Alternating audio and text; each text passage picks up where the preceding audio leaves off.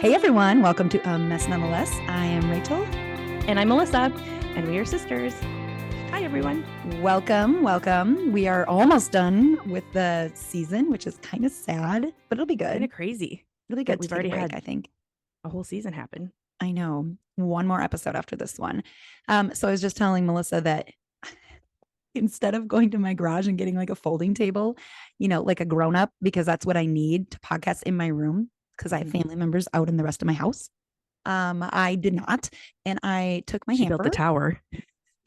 I literally did. I took my hamper and then stacked a little lap bench on it, and it's a little wobbly, so I have to hold on to it so as not to knock it over. And we're going to podcast 2 episodes today, and this was a mistake, you guys. This was a mistake, and it was. And I regret. Can we just talk about the fact that her garage is not that far away from where she is? My house is not very big, so she doesn't have to go up into an attic. She doesn't have to go into a basement. It's on the same level. Literally, it's so wobbly, you guys. Wobbly. I think that is the definition of lazy. It is. It really is. It's me. It's me. Hi, I'm the problem. It's me. I'm lazy. Funny because I literally worked out for an hour this morning. Like, yeah, you're really not lazy at all, except for when it comes to things like this. Which without I should just take a picture and post it on social media. Because you should. And you don't have a place for your legs, I'm assuming, because it's not a table. It's even dumber than I thought it. Okay, here I am. I'm smiling like I'm in the picture. You're not in the picture. I almost put my coffee on a suitcase that's next to me that needs to go out to our shed. But then I was like, I feel like that's going to tip. Yeah, because it's a suitcase. Okay, we should move on because people are going to be like, I hate you. Stop. Yes. We're so glad you're almost done with this. Okay, well, surprise to us, our parenting podcast, we literally did on a whim that day when we talked about when our kids are jerks, which we also said can apply to other relationships. Did phenomenal. It was like one of our best listens out of the last 10, I think. It was the best, most listened. Best is dumb.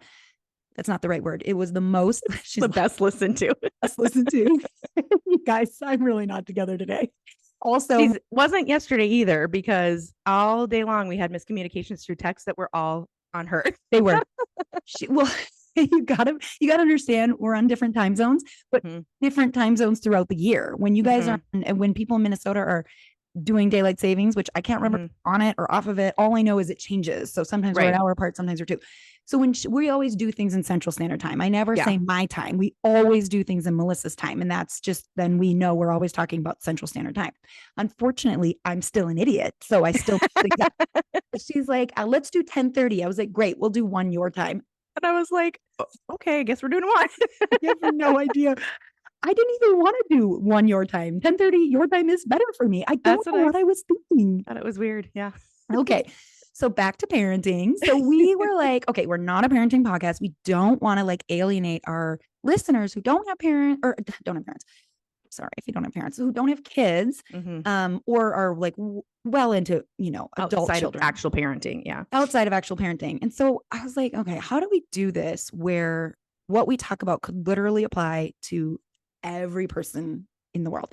And it was interesting because my son, Randy, who's living with us right now, just till June, and then he's got a place to go. But it's been fun having him live with us. And, he's in the mix of watching us parent and, and he's really helpful, especially with Brighton, our 14-year-old, just like, but mom and dad actually know what they're talking about. Yes. You should space your kids out so you always have one who will advocate for you. It's true. Who's learned from their mistakes. Instead, I have all mine smushed together and they gang up on me. That's exactly right. Yeah, because mine did that. David, Michael and Randy ganged up on me. And then 5 years later, David was a teenager, and then they actually started advocating for us. But I asked him, what, as a person who has been had parents, you have parents, but you've had parenting, and then now you're an adult, so you have parents, but we're not parenting, but we are still very much your parents. What would you want Missy and I to say to every single parent out there, right? That could apply to toddlers up. And he goes, my nieces and nephews call me Missy, FYI. I'm sorry. I should not have called you Missy. No one else in the world does or is allowed to call her Missy. If you find yourself calling her Missy, you are wrong. Do not call her Missy. It's you not call me Miss or Melissa. No, you can call her Miss, but not Missy. And But my kids call her Missy. So just clarifying who she was talking about. I know, and it's you.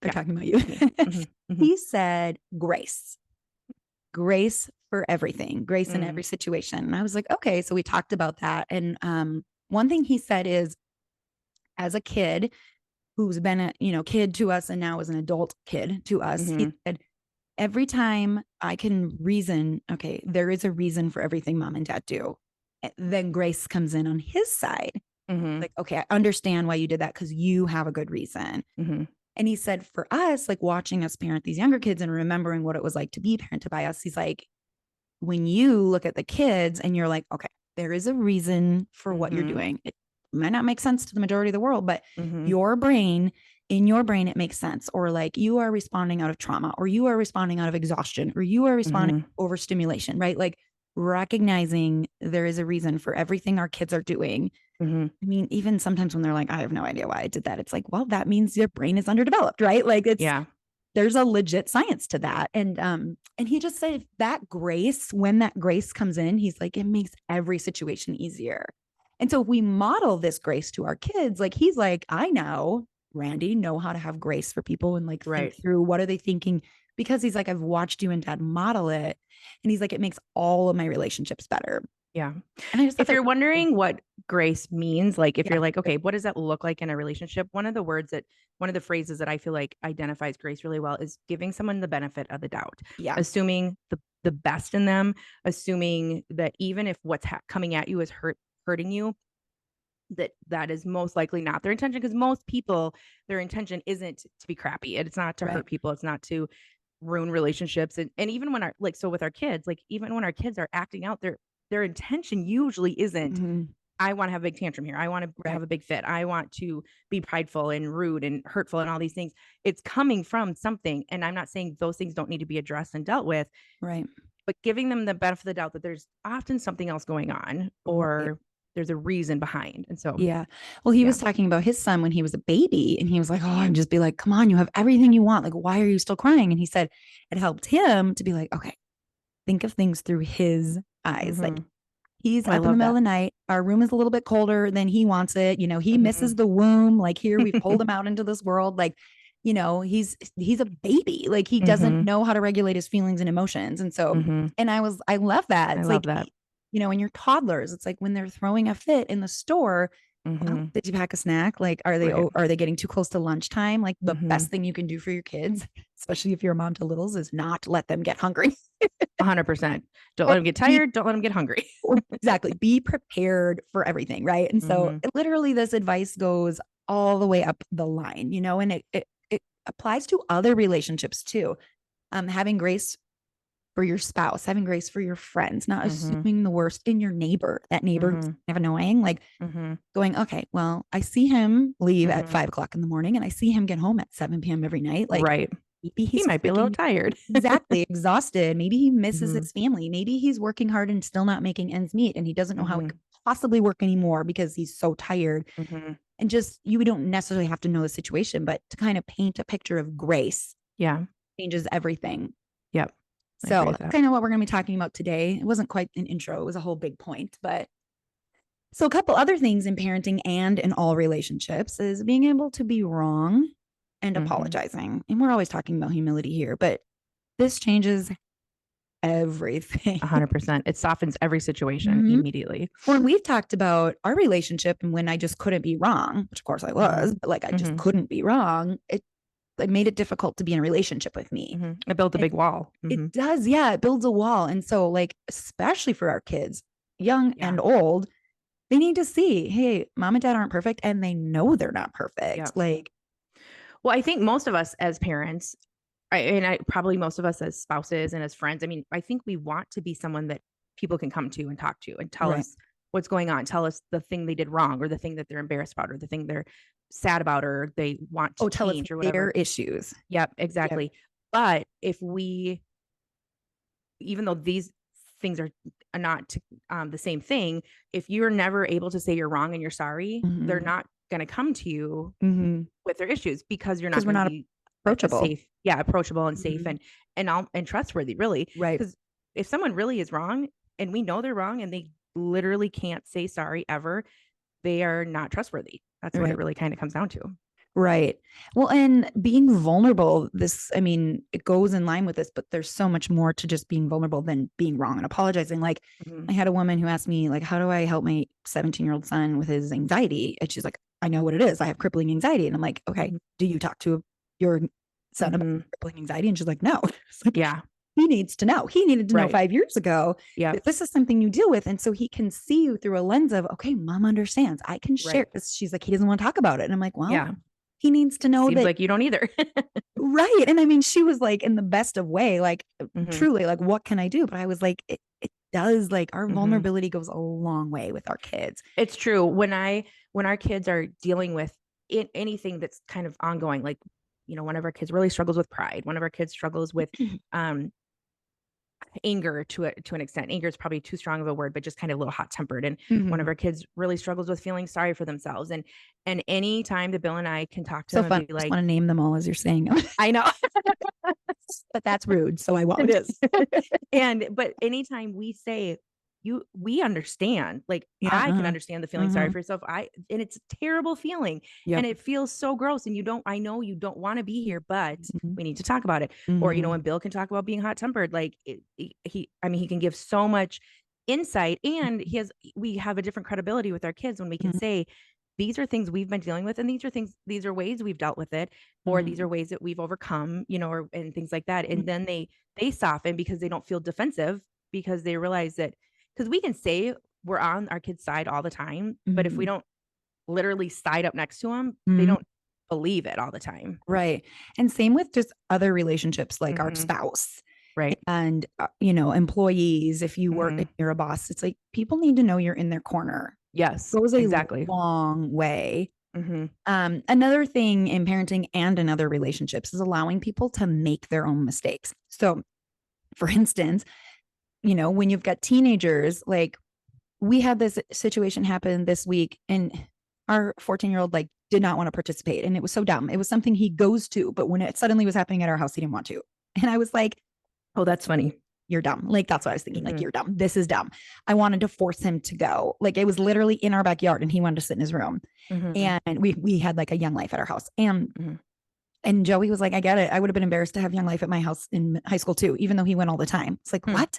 I was the kid who just wanted Young Life everywhere all the time. Nothing was embarrassing to me. I invited everyone. He didn't invite there was not a single 8th grader there, because we just started this, because he did not invite a single 8th grader. And then all the 7th and 6th graders started inviting each other. He literally was like, well, I don't have any friends here. I'm like, because you didn't invite anyone. He's like, well, I don't want to invite people. I don't understand that. But I was like, okay, I can force him and cause like this big wall and rift between us, or I can, it's not a battle I'm going to fight. He's going to Young Life camp. It was his decision. He wants to go to Young Life camp. He went in the fall, and now he's going to go in the summer. So like, what does it matter if he doesn't go this one time? And if anything, I have shown him, you get to do what you're going to do. Yeah. I secretly hoped that he would regret it and be like, I wish it looked like fun. But like, honestly, I don't think he did. And that's okay. He gets to make that decision. And I didn't want to let him make that decision. Like, I wanted to make him make the quote unquote right decision. But he's 14. He's going into 9th grade. He's only a couple weeks left of middle school. Like, he's becoming an adult. And at the end of the day, adults get to make their own decision, which is my next point. When we have adult children, no, what are you saying? Yeah. Well, I was going to say, going along with just like some simple examples of how to help your kids like learn to make their own decisions when they're younger. Because the thing is that we can't be like, we're going to be 100% their parent and then overnight be like, and now you're free to be on your own. Like, there has to be a transition, or it's going to be jarring to everyone involved. You're not, Rachel's going to talk about being a parent to adult children. That's such a weird word, because they're not children to adult, but there are children. So yeah, exactly.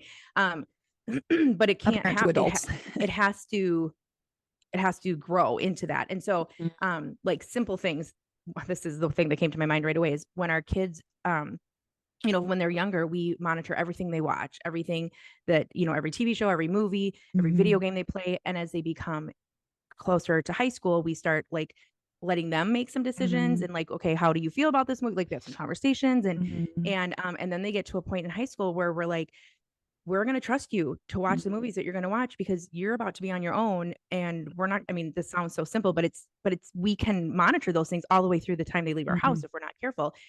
Or we can judge them, or, once they are out of the house or whatever. And that was a really, for some of my kids, that was like a big deal because they were like, oh, wow.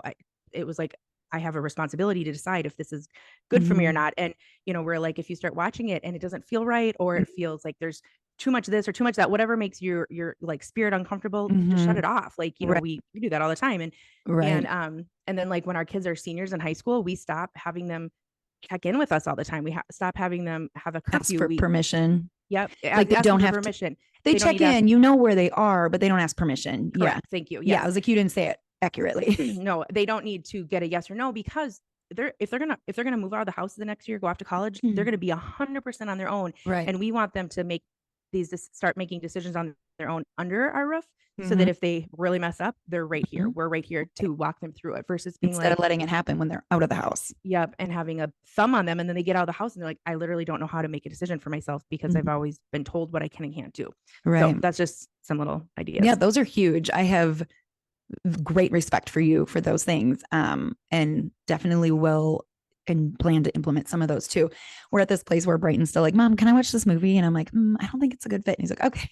Like the moment he's like, why can't I choose for myself? Then it'll be like, okay, you know what? That's fair. Let's, but he's, and also he's he's not technically in high school yet. So I feel like everything changes in high school. It's true. And then as for like letting them make their own mistakes when they're adult children. So a lot of you listening already in the season of adult children, like you're way past middle school, high school, toddlers, things like that. But like I have seen so many of my older kids' my adult children's friends have parents who are just like, well, that's so stupid. You're going to regret that. I don't know why you would do that. And I don't think you should do that. Right. And like, that's how they have a relationship with their adult children. And I'm like, I don't understand that. Like, all you're going to do is push your kids away. Right. They're never going to want to come to you. Exactly. Now, if your kids come to you and ask for your advice, it's like, I think you're going to regret it. I think that's different. It's still your decision to make. And like, I love you and I am here and I'm going to support you no matter what you do. I mean, we have had older kids make some really bad decisions on purpose. Things like selling drugs. This is going to you can't accidentally do that. This is going to be my career. Well, you can accidentally start selling drugs, but I mean, it's even worse when you like on purpose decide to start selling. This is my career goal. Yes. And it's like, you know what? I do not think that's a great idea. I think everyone in the world knows it's not going to end well, but like me telling you you're an idiot over and over and over is only going to make you not feel comfortable coming to me when it does go south. Right. Yeah. When things do land poorly in that decision, I want to be the person they can come to. I want to be the first person they know they can come to. And so my children don't wonder, is mom going to think this is okay? Would mom approve? No, they know. They could tell you, oh, my mom would never approve of this. Yeah. But also I can go to my mom and I can talk to my mom. Also, she knows, like the fact that your kids that have been in this position and you even know, like that says so much and that was one example. I could give you other ones, but I won't. I know. Yes. For your listening ears, she won't. Right. And like, this is how I want to be parented, by our mom and dad. Like I want them to support our decisions, whether it's a mistake or not. I want them to be on our side.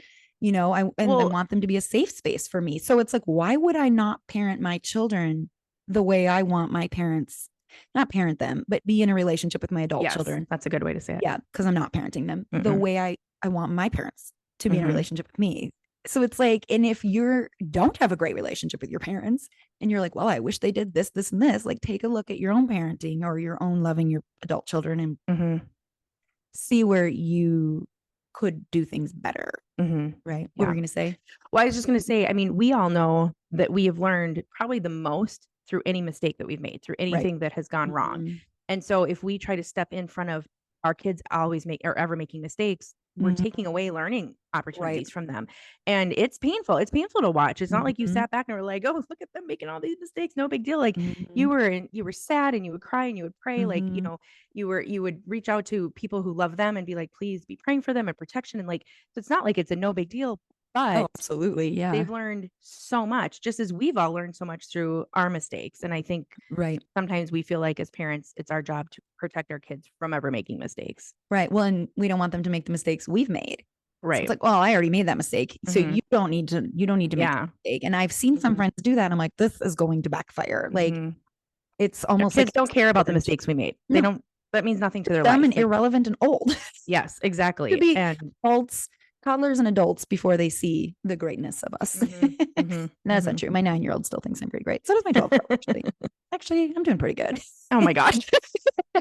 Brighton thinks I'm an idiot. He wouldn't say that. He would go, Mom, I think you're great, but he sure acts like I'm an idiot. Yes. Okay. Let's see. So we talked about this a little bit, but speaking to our kids, how we want to be spoken to. So when I'm yelling at my children, quit yelling. Oh, you just went, I didn't hear anything you just said. We went too high. Yeah. When we say to our kids, like, quit yelling at each other, but we're yelling it, like, quit yelling at each other. That's so annoying, you know? It's like, okay. Or I could just be like, hey, calmly. Like, I'm asking you to speak calmly. So maybe I could lead by example. And I'm terrible at this. I get so frustrated with my kids and the way that they talk to each other. I try many times. I'm like, try that again. Could you please say that nicer? I do all the right things. And then I'm like, and now I'm lose done. it. So I'm preaching to the choir right now. This is something I need to work on. And if I want my kids to respect me, I need to speak to them with respect. Yeah. And I learned this one the hard way when Randy was a teenager. And a friend called me out on it. Was like, you're kind of not speaking respectfully to him. And it didn't honestly occur to me that I needed to. Yeah. I don't know why. I never had teenagers, but it's like I didn't grow into that.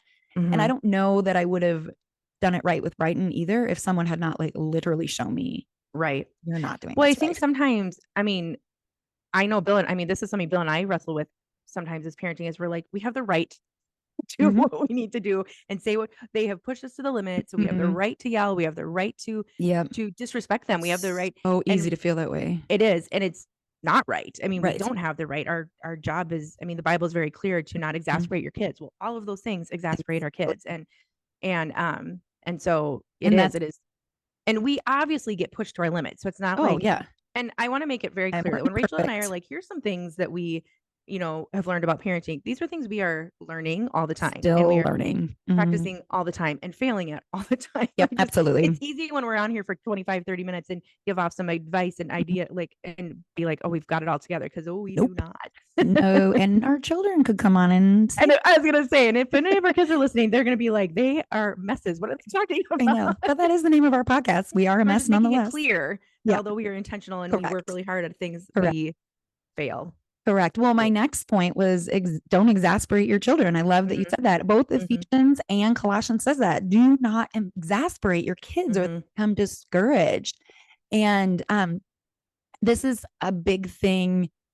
Specifically, Joey struggles with this. He doesn't even see he's doing it. He's exasperating our kids and he isn't reading the room. And God bless him. He listens to me when I'm like, you're exasperating him. And he's like, oh, I didn't see it.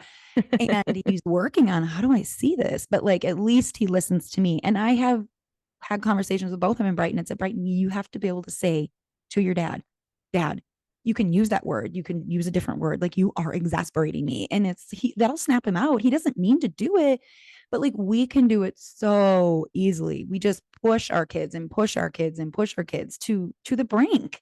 And I did this really wrong with my older kids, specifically all of them. Now that I think about it, specifically every single one of them. No, actually Amber's probably the only one, but we got her older and it was different because we just got to love her and not as her parents for 2 years. Because she was an adult. And then she was like, I want to be adopted. And by then she was our adult. Yeah. No, I did it really poorly with David. So my third teen, it's like, oh my gosh. But I think it's because he knew how to push all my buttons. And I am. And Joey was way better with David than I was. And I was just constantly exasperating him. And I escalated the situations. I made it so much worse.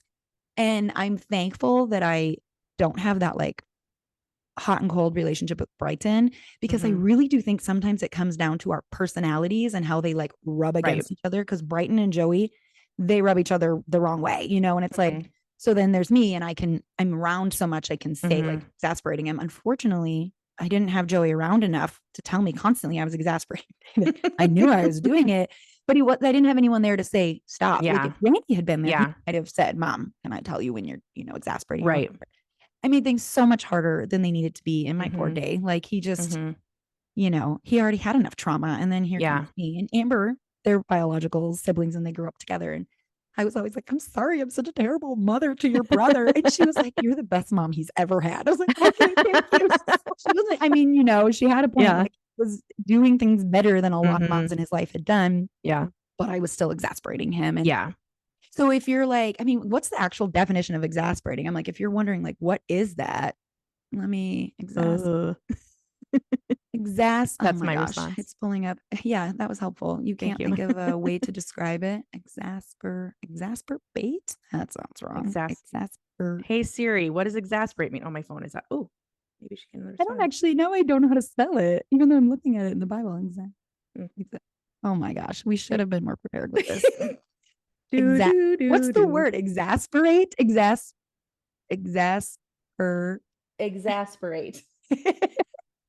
Oh my gosh. I'm saying it into my phone. Ooh, exasperate. Irritate and frustrate someone intensely. Okay. That's intensely. What I know it to be, but I couldn't like make those words come out. Let me say it again because we were messy getting into this. Exasperate means to irritate and frustrate someone intensely. Irritate. I'm going to write it in our show notes. And what? Frustrate someone intensely. Yeah. So like when I would exasperate David or Joey does Brighton, I'm not trying to irritate them or frustrating them. I'm just making the situation worse. Yeah. By not reading it and going, he needs me to dial it back. Yeah. He needs me to be the grown-up. We have a child who is very hit or miss with communication. He either like barely says any words or will sit and talk to me for 3 hours straight. Yeah. And sometimes when there's conflict, I will talk and too much and Bill's like, you just over talk. Like he shut you out a long time ago. And I normally can read that. Bill, keep it simple, stupid. Yeah. But with this child, I don't always read it. And I think part of it is his hot and cold. I sometimes am responding to him thinking we're having a conversation. Right. And then he just shuts down. Anyways. And I know I exasperate him when that happens because. Well, Randy and Michael used to say to me, they used to say, Mom, to be clear, we get about the first 90 seconds of what you say. Yeah. We get, and I think that's a guy thing. It is. Yeah. Cause Amber is like, I spent 4 hours talking to and I didn't want that. She's a girl, right? Yeah. It's different, but it is good to know like our sons, no matter what age they are. And really the 30 seconds are where we really need to nail it. Like it's in and out. And so have a plan. You need to go in with the plan up front of what you're going to say. It's true. And then the last thing, and all of this is grace. Like all of this is going, I want to give you the benefit of the doubt. I want to cover the situation with grace. I want to cover my reactions with grace, right? My discipline with grace, all that. The last one, and this one especially applies to every human on the planet, is validating. Oh my gosh. Yes. You can disagree wholeheartedly with someone. In fact, Melissa and I do not agree on a lot of things politically. And yet I can understand how she arrived at all of her conclusions. Like, I can totally understand that. That is fair. I just land on different conclusions. And she has never. I can understand too. Right. Exactly. We can validate people all day long. It is not hard. The easiest thing to do. Literally, it's the easiest thing. So like, let's give an example. If you're like, I don't know what that looks like. Yeah. Melissa, tell me I hurt your feelings by communicating poorly yesterday. What'd you say? Tell me I hurt your feelings or I frustrated you by communicating poorly yesterday. Oh, I see. Rachel, you really frustrated me yesterday because you made the whole conversation weird. You don't even understand how bad my day was. Like if you knew how bad my day was, you would be not even like frustrated me, right? So that is not validating. Lack of validating. And now I'm escalating the situation. Or I could be like, honestly, I can totally understand how that was frustrating. I would be frustrated if I were in your shoes. I had a really crazy day. I am sorry. I kept thinking I was staying on top of things and I wasn't. Yeah. I said the same.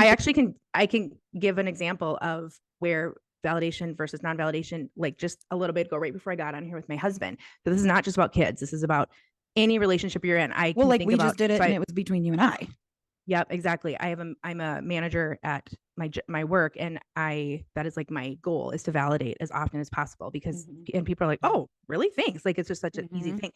So I had gotten some news that a lot of conflict never gets to conflict by somebody validating first. This is exactly what I'm about to conflict communicate. short. Yeah. It's so true.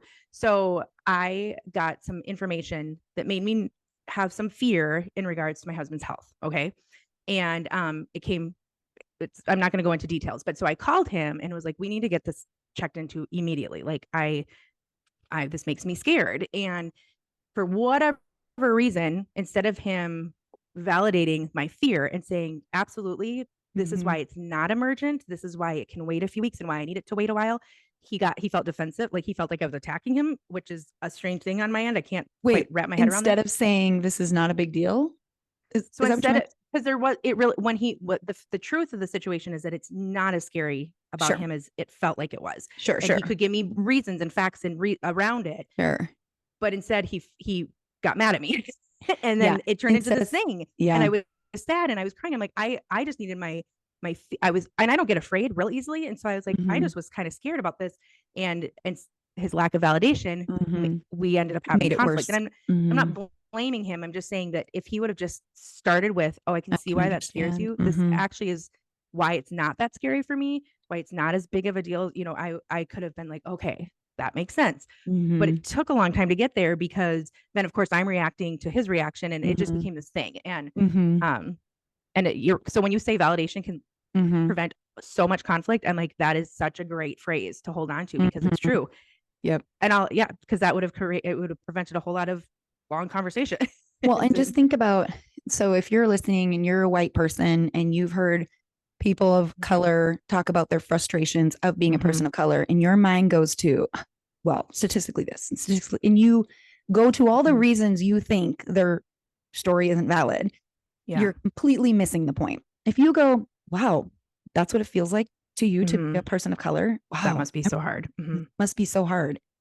It doesn't matter what statistics and facts you think need to be brought to the situation, which I personally just think listening is enough personally. But it's like, but validate them. Like, well, and it reduces conflict. But when you don't validate it, it increases the conflict. I mean, I just love that. Yeah. Right. And when you're talking, I mean, politics, we're talking about another election coming up. Lord have mercy. Here we go again.